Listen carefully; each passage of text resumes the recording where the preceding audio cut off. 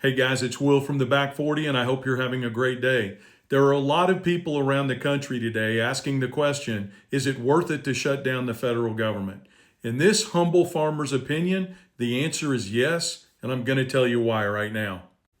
The bottom line is that the big beautiful bill instigates a reversal in American healthcare that will be devastating for the American people, but in particular for rural America, and that's what I want to talk about in this video.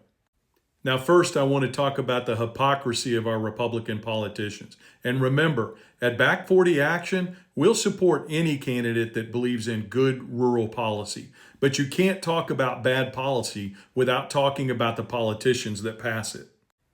Republican support of the big beautiful bill is going to spell the death knell for healthcare in rural America. Folks, they cut $137 billion with a B from rural healthcare, and the tendrils of Medicaid reach deep into rural healthcare in this country. 3 out of 4 people in long-term healthcare centers rely on Medicaid. Most of the children in rural America rely on Medicaid for their healthcare coverage, and a large segment of the adult population in rural America does as well.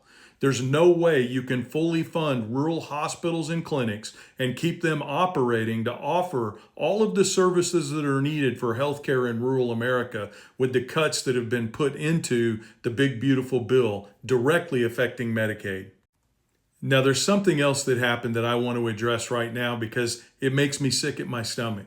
And that is that in an effort to try to soothe over the political blowback in rural America, the Republicans passed a $50 billion bribe that they wanted to pass off to the people of rural America to get us to overlook the fact that they cut $137 billion from our healthcare services here in this part of the country. I've seen letters from a congressman in Missouri, Jason Smith, another letter from a congressman here in Missouri, Sam Graves. Across the board and across the country, these congressmen actually have the nerve to send out letters telling their governors and other office holders in their state that they saved rural health care by passing this $50 billion bribe and telling their governors, go out there and apply for the money. Imagine that. They've turned the funding of rural health care in this country into the Hunger Games, where governors across the country in rural America have to compete against one another to make the best case possible to get a paltry sum of funds that doesn't even touch the amount of money that was cut from the beginning.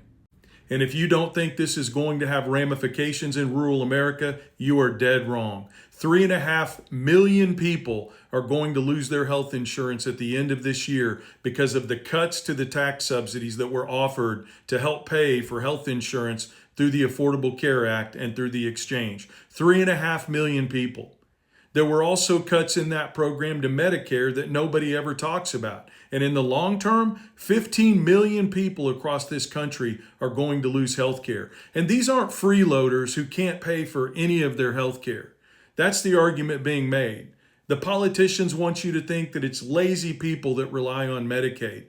It's not. These subsidies go to people across America that go to work every day. They're simply tax breaks that they get because they pay for their own insurance out of pocket through the ACA, and these tax breaks make it a little bit more affordable for them. And the bottom line is the majority of people on Medicaid work anyway, so that dog won't hunt. The bottom line is we're cutting healthcare in this country so that we can provide billions of dollars in tax breaks for billionaires across this country.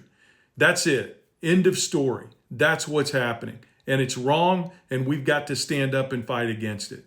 So yes, even though it's going to be painful, even though many federal workers are going to be impacted, and there'll be people in this country who are impacted as well, I think it's time we shut down the government and take a stand for the health care of the American people and for the benefit of everyone who gets up in the morning not knowing how they're going to handle the next medical emergency when it comes.